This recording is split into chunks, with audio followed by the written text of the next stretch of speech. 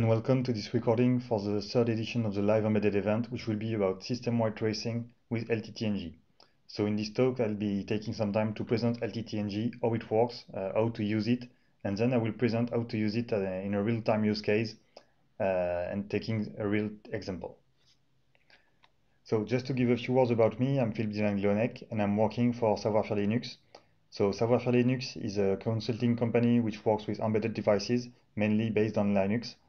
And we work for different customers in the industry or consumer applications, where we have a lot of real-time systems. So we've taken some expertise on debugging such systems, and LTTNG is one of the tools we use regularly.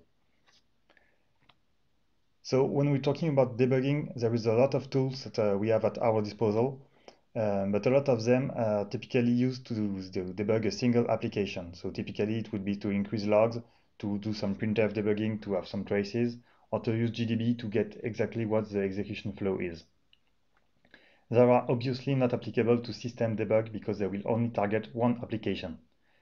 If you want to debug a system, you need multiple tools to get different system metrics. So in Linux, we have a lot of those tools at our disposal. I've put a few on the right, but usually they will only trace one specific system metric, and you cannot have a full view of your system. Especially, they do not show the interactions between different applications, which is the typical case of error in real-time systems. So when you want to debug real-time systems, you have to understand that real-time performance can be impacted by lots of factors. Typically, in some application, you will find some blocking calls, typically malloc for memory allocation or fsync to write all data to disk, which takes a long time because it doesn't return until data is returned to the disk. Some system settings can also be detrimental, typically the option to sync all write operations for the same reason as fsync will create some latency, or just simply some incorrect kernel settings can create more latencies. So we need to have the tools which can monitor all these aspects, and because we don't want to add some overhead to an already complex system, we want a tool with a low overhead. This tool is LTTNG, and in the next slide I take a bit of time to present it. So LTTNG stands for Linux Trace Toolkit Next Generation, and it's not just a tool but more of a framework which is used to trace both kernel and user space applications. So it's made of the LTTNG module kernel module, which is available to trace the kernel with standard trace points. The LTTNG UST library is used to trace C and C++ applications. We have some packages to trace Java applications and Python applications. And it can also output traces to the network for remote debug, which is very practical when you need to get some measurements on a device which is already on field, or when you want to do some tests in field. There is also some tools to visualize the results, which are included in LTTNG. So the way this works is pretty simple in terms of theory. Basically, you have a recording session, which is where we'll record all your events and trace points. You have different channels, so you will typically have one per application and one for the kernel. And in each channel, for each CPU core, it will record all the events processed on this CPU core. So this is a buffer that will fill over with time for the different processes. It's already well integrated in embedded Linux distributions. Typically, it's in Buildroot and Yocto project since a long time. The last version, 2.13, is in the last long-term service version of Buildroot. And it's also in the Ornister and Kirkstone branches on Yocto project. Just a word of warning is that only the version 2.11 is in the Dunfell branch, and there is some features that you may want in the 2.13, so it may be interesting sometimes to just backport the new recipes into Dunfell. It also requires some kernel options to enable trace points in the kernel, so you may want to define a specific debug machine because you may not want to have trace points enabled in your production machine and device in the fields. So to visualize the LTTNG results, the main tool is Babel Trace, which is already included in the LTTNG framework. This is a text UI tool which is used to decode traces as text, and it can be scripted and parsed to parse and extract data from your traces. The main advantages is that if you know what you are looking for, it can be very easy to automate it and to get some automated results. The main drawback is that you need some development, and well, you have to know what you are looking for. If you are just trying to explore your system, it's not the right tool. And the right tool for this is Trace Compass, which is basically an Eclipse IDE with some plugins, which enables you to fully visualize your trace results and get some insights in your system, even if you don't really know what you are looking for. The main advantage here is that you have a very visual representation of what is happening, which can make things much easier to analyze in case of complex systems. The basic workflow is as follows. So you basically create a LTTNG session. You specify the output path where the traces will be stored. You enable the kernel channel or even some application channel if you want. And you specify the subbuffer size. So the subbuffer size is important because if you have a big buffer, you will store more data on disk and you will record more traces and more events. But then again, you may be constrained in terms of space by your device, so you may want to have a low subbuffer size. You can then enable to the trace points of interest. So here I just enable the scheduler switching applications in the soft hierarchy arrays. You start an LTTNG session, so with LTTNG start, you wait a few seconds for events to happen. You stop the LTTNG session, and you can then destroy your session if you do not need it anymore. It will not destroy the traces, and the traces can be found in your output path. So here is a bit of a demonstration of what happens on a desktop OS when I run LTTNG for a few seconds. So this is a view with Trace Compass, and I've displayed a few things. So on the left is all the views that you have available in Trace Compass. Here I chose to display the control flow, the resources, and the kernel events. In the control flow, you can see all the processes when they are executed, and when you get your mouse on it, you can see the CPUs are executed on, the start time and the stop time of the operation. This is extremely interesting too because you have some arrows which shows the execution flow of your program, which can be very important when you need to see what is switching from what process to another process, and to get some more details. You can also have the review of all the resources. So here for each CPU thread, I can see the application which is running. So I see that there is some activity on my graphical display and desktop. I see that the purview control is executing in CPU 0. I see that there is some different executions of Xorg on the CPU 6. And I see here on this line that I have Xorg running, and I can see the execution flow going from one Xorg thread to another Xorg thread. On the right, I have all the events listed, so I can see for each the timestamp at which the event happened with a very precise timestamp, the channel on which it belongs, the CPU it was executed on, the event type, obviously, and then some information which are specific to each event, which can differ from event and which can hold some different information. So here it is back to the presentation. And of course, you do not want only to trace the kernel, but you also want to trace some custom applications. So for this, you have two possibilities. The first one is the easiest one, is to add some generic trace points with tracef function, which is basically analog to printf debugging, except with a lower overhead at runtime, but more overhead at analysis because you need to analyze your traces. It's simple to use. You simply need to include LTTNG tracef library, and then you can use it just as tracef. So it's pretty simple. You can just put some variable arguments and you're done. But sometimes you may want to do some more precise tracing with different trace points so that you can easily filter those trace points based on their type and on the name. You can define some custom trace points. So this is typically done when you want to have some filters in visualization, and you need to include some custom arguments. You can even provide some different event fields to fill so that you can have some very precise tracing. To create a trace point, this is on the right, so you define a trace point with the provider, which here is called my app, and the name, which is called getAccount. You can then define the arguments and fields, so this is basically the arguments you create the trace point with, and the fields where the arguments will be stored. And to use your LTTNG trace point, you simply need to use the LTTNG UST trace point function. You call with your provider my app and your name getAccount, the two arguments, and then you can simply have a custom trace points, and you can filter it with the my app getAccount trace point name in either Trace Compass or Bubble Trace. Obviously, it's interesting to record events over a few seconds, but sometimes we only want to save a specific period of interest. So there is a snapshot mode for this. The snapshot mode is pretty simple to understand. It only writes the last events buffer to disk, and it discards all other events to limit the disk rise. Basically, this means that only the period of interest can be snapshotted and stored on disk. To use it's pretty simple. You create your session as usual, simply adding the snapshot option.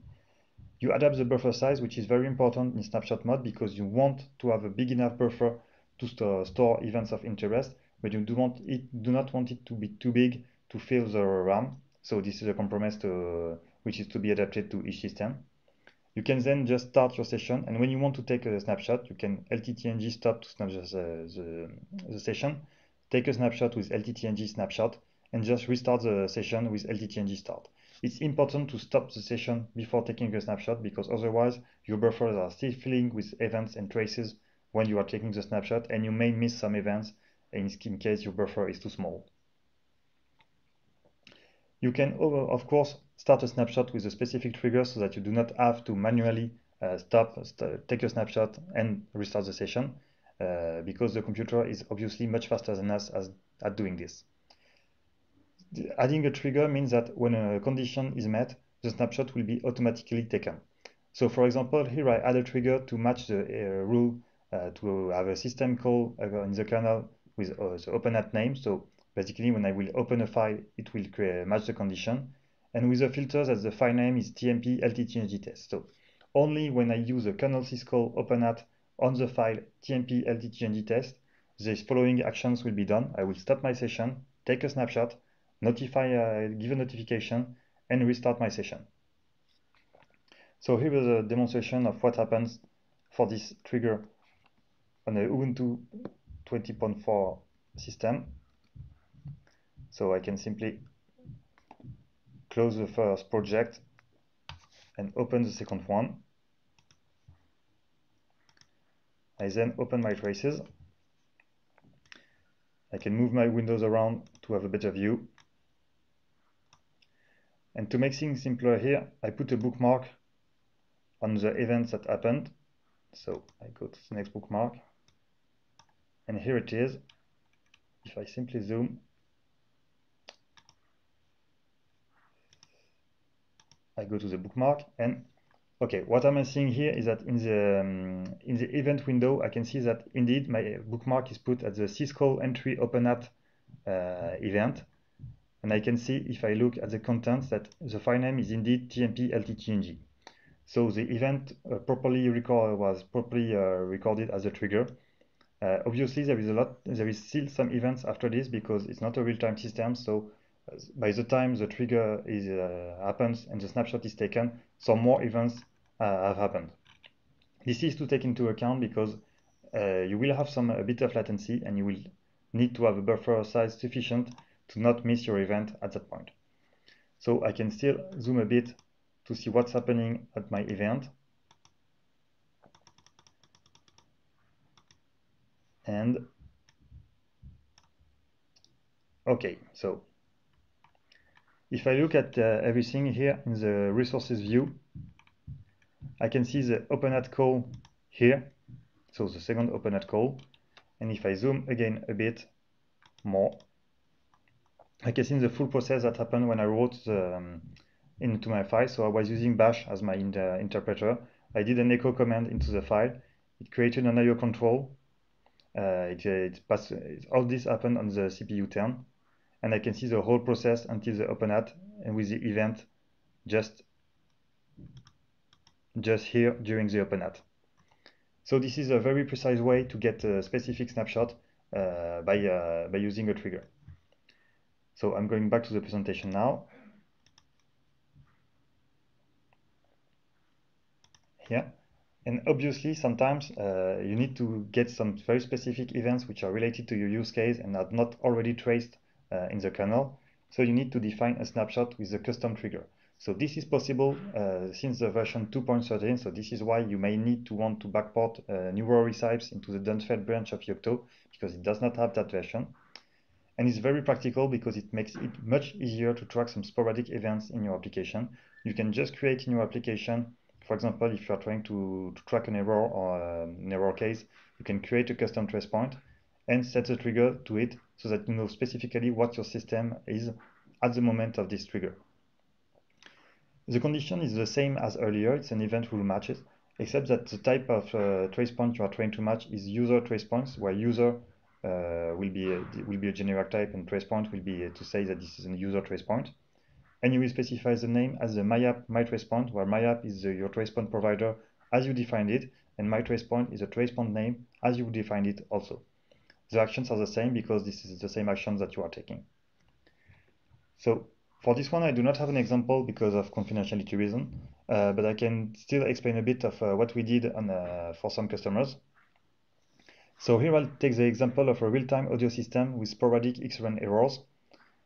So an X-run error happens in ALSA when you have a buffer that overruns or underruns. So this is typically when the system did not have enough time to either get data from it or to fill data to it to get some playback or some capture audio. So at that point, we need to understand what is the system state and what happened, why did the X-run happen, why didn't we have enough time.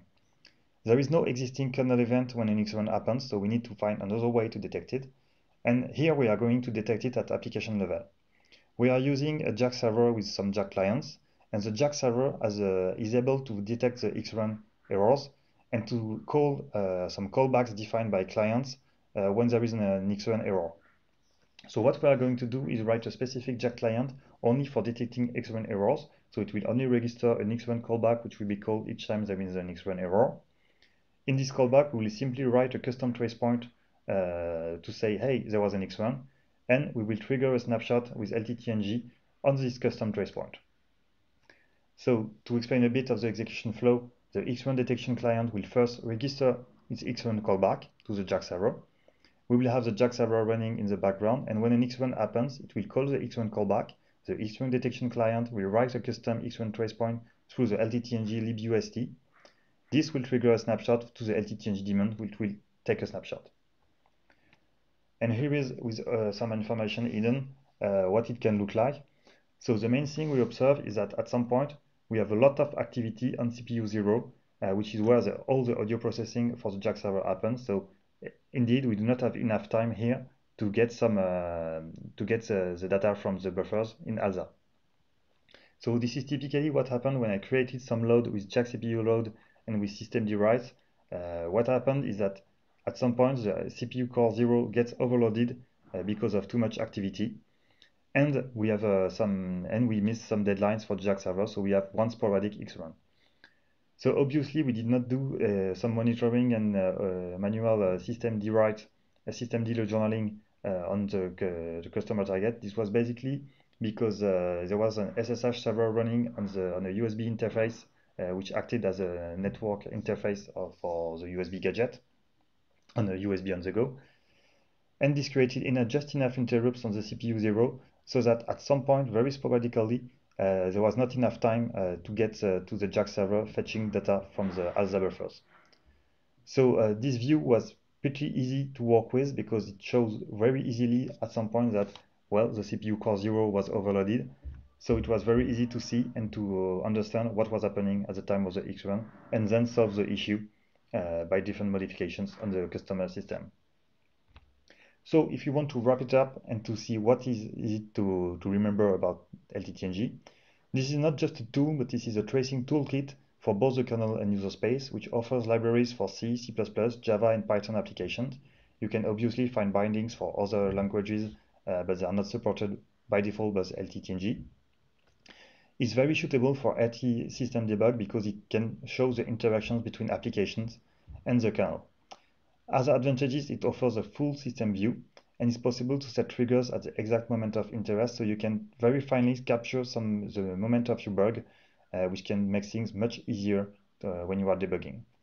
It has a low overhead, which makes things much easier to use on real-time system, which is usually already pretty loaded, and you do not want to add some different constraints and miss new deadlines and create new errors with different debug tools.